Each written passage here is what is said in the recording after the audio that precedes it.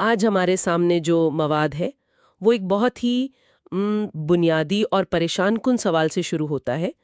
سوال یہ ہے کہ دنیا میں برائی اتنی طاقتور، اتنی غالب کیوں نظر آتی ہے؟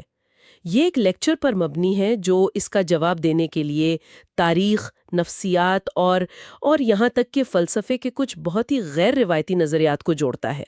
تو آج ہم ان خیالات کی گہرائی میں اتریں گے۔ بالکل، اور یہ واضح کرنا بہت ضروری ہے کہ یہ نظریات انتہائی متنازع ہیں۔ یہ لیکچر قدیم رسومات اور انسانی نفسیات کے بارے میں ایک ایسی دلیل پیش کرتا ہے جو شاید بہت سے لوگوں کے لیے ناقابل یقین ہو۔ ہمارا کام یہاں اس دلیل کی تائید کرنا نہیں، بلکہ صرف غیر جانبداری سے یہ سمجھنا ہے کہ یہ نظریہ آخر بنایا کیسے گیا ہے۔ ٹھیک ہے، تو آئیے اس کے سب سے دھماکہ خیز دعوے سے شروع کرتے ہیں۔ یہ مواد قدیم تہذیبوں جیسے ایزٹیک یا فونیکی میں انسانی قربانی کی بات کرتا ہے، اور پھر ایک بہت بڑی چھلانگ لگا کر اسے آج کے دور سے جوڑتا ہے۔ خاص طور پر یہ غزہ کی موجودہ صورتحال کو عوامی رسمی قربانی کی ایک جدید مثال کے طور پر پیش کرتا ہے۔ یہ صرف ایک ہولناک موازنہ نہیں، اس کے پیچھے ایک مقصد بتایا گیا ہے۔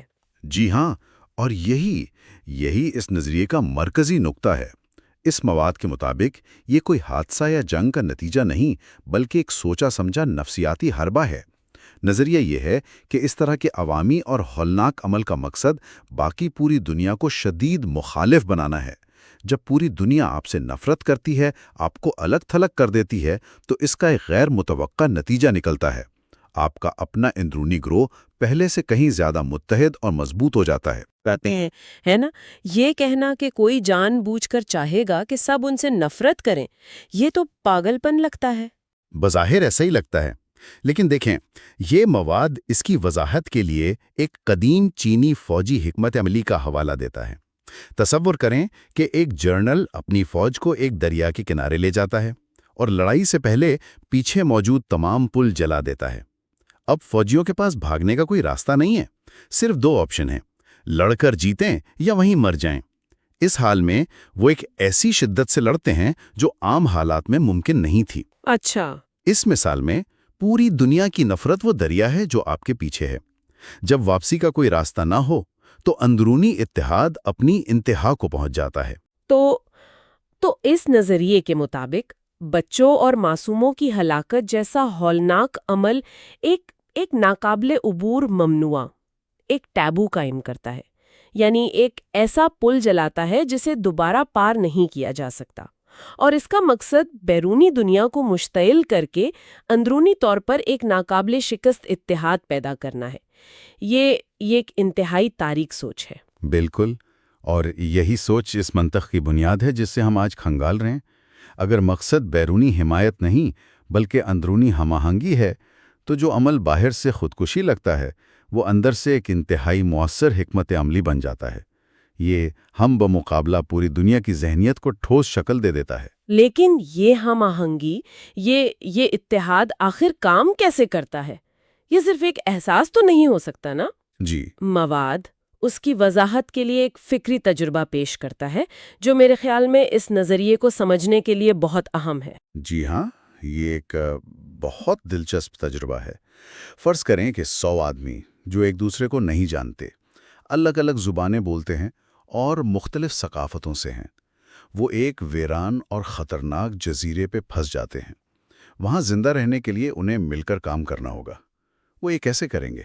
ظاہر ہے، سب سے پہلے تو انہیں بات چیت کا کوئی طریقہ نکالنا ہوگا، اشاروں سے یا شاید کوئی نئی زبان بنا کر۔ بالکل، وہ ایک بنیادی زبان، ایک مشترکہ کہانی اور کچھ رسومات بنائیں گے تاکہ ان میں اعتماد پیدا ہو۔ مواد کے مطابق وہ جلد ہی ایک مشترکہ عقیدہ بھی بنا لیں گے، شاید یہ کہ خدا نے ہمیں کسی خاص مقصد کے لیے یہاں بھیجا ہے۔ لیکن سب سے اہم سوال یہ ہے کہ ان کا رہنما کون بنے گا؟ سب سے ذہین آدمی؟ سب سے طاقتور؟ شاید وہی جو سب سے اچھا منصوبہ بنا سکے۔ اس نظریے کے مطابق نہیں، ایسا نہیں ہے۔ قیادت اس کو ملے گی جو قربانی کے ذریعے سب سے زیادہ وابستگی کا ثبوت دے گا۔ مواد میں مثال دی گئی ہے کہ ایک نوجوان سب کے سامنے کھڑا ہوتا ہے اور بغیر کسی ہچکچاہٹ کے اپنا ہاتھ کاٹ دیتا ہے۔ یہ عمل باقی سب کو ایک خاموش اور طاقتور پیغام دیتا ہے: میں اس گروہ کے لیے کسی بھی حد تک جا سکتا ہوں۔ اوہ، اس کے بعد کوئی اس کی قیادت پر سوال نہیں اٹھائے گا۔ یہ تو بہت ہی شدت پسندانہ مثال ہے۔ لیکن اس عمل سے جو اتحاد پیدا ہوتا ہے، مواد اسے ایک خاص نام دیتا ہے نا؟ ہم آہنگی یا اجتماعی ذہن، یہ کیا چیز ہے؟ یہ وہ نقطہ ہے جہاں گروہ صرف افراد کا مجموعہ نہیں رہتا، بلکہ ایک واحد وجود کی طرح کام کرنے لگتا ہے۔ ان کے خیالات، ان کے اعمال، ان کے مقاصد اتنے مل جاتے ہیں کہ وہ تقریباً بغیر بولے ایک دوسرے کی بات سمجھنے لگتے ہیں۔ جیسے ایک سپاہی گرینیڈ پر کود جاتا ہے اپنے ساتھیوں کو بچانے کے لیے۔ وہ سوچتا نہیں، یہ ایک فوری رد عمل ہوتا ہے۔ یہ اجتماعی ذہن کی ایک مثال ہے۔ گروہ کی بقا فرد کی بقا سے زیادہ اہم ہو جاتی ہے۔ ٹھیک ہے، تو جزیرے پر یہ سب ہو گیا، لیکن اس فکری تجربے کا اصل مقصد کیا ہے؟ اصل نکتہ اب آتا ہے۔ تصور کریں کہ یہ 100 لوگوں کا انتہائی متحد گروہ، جو ایک ذہن کے طور پر کام کرتا ہے، اچانک جدید دنیا میں واپس آ جاتا ہے۔ وہ کیا کریں گے؟ کیا وہ صدر یا بادشاہ بننے کی کوشش کریں گے؟ نہیں۔ مواد کہتا ہے نہیں۔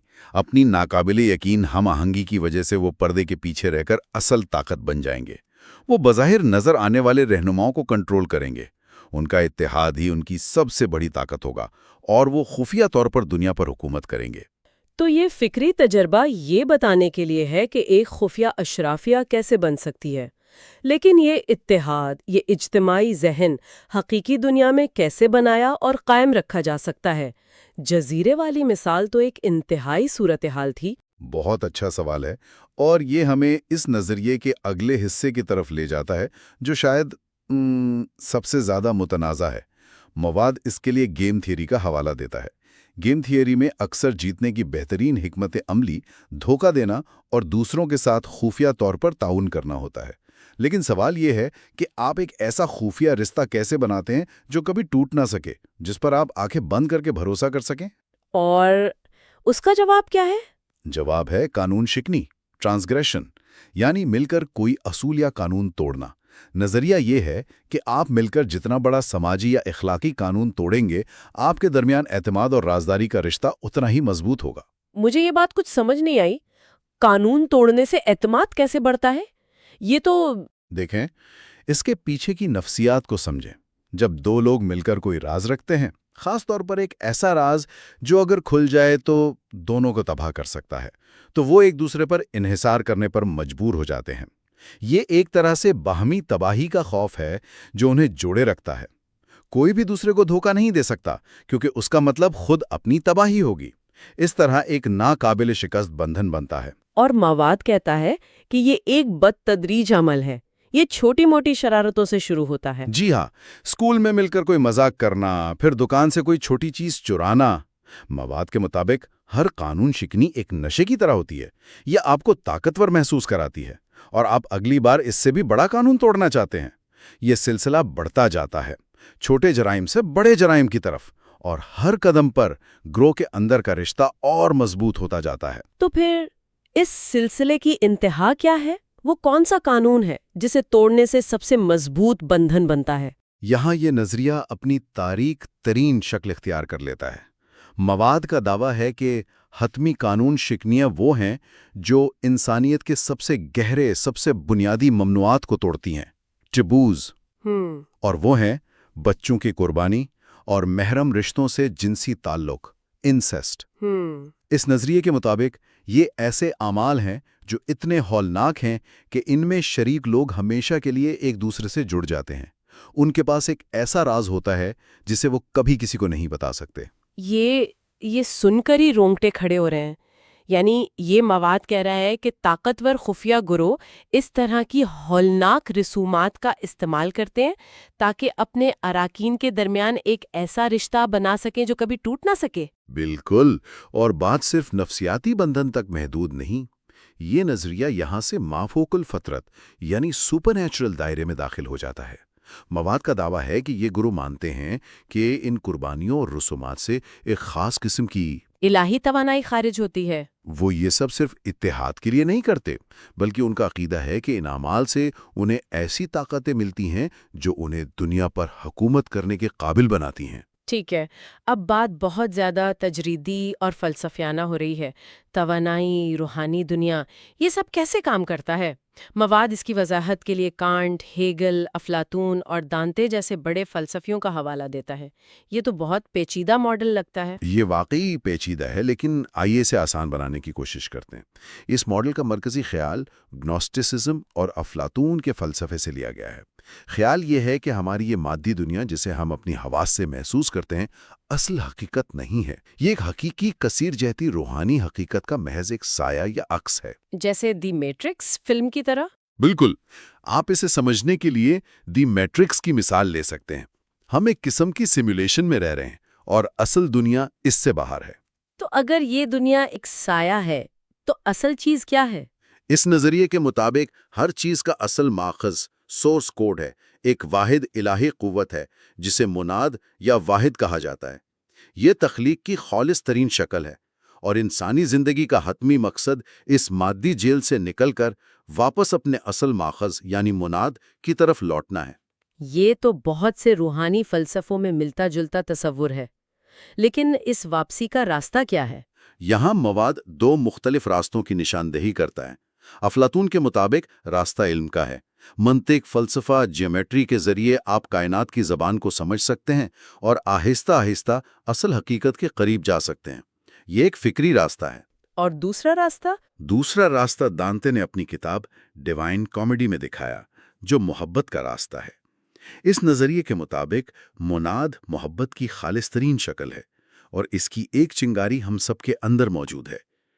جتنا زیادہ ہم غیر مشروط محبت کرتے ہیں، دوسروں کی خدمت کرتے ہیں، اتنا ہی ہم اس ماخذ سے دوبارہ جڑ جاتے ہیں۔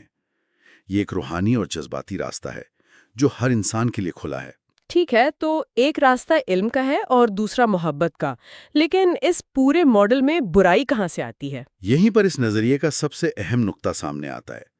اس فریم ورک میں برائی ہر وہ چیز ہے جو انسانوں کو اسی مادی دنیا، اسی میٹرکس میں قید رکھتی ہے۔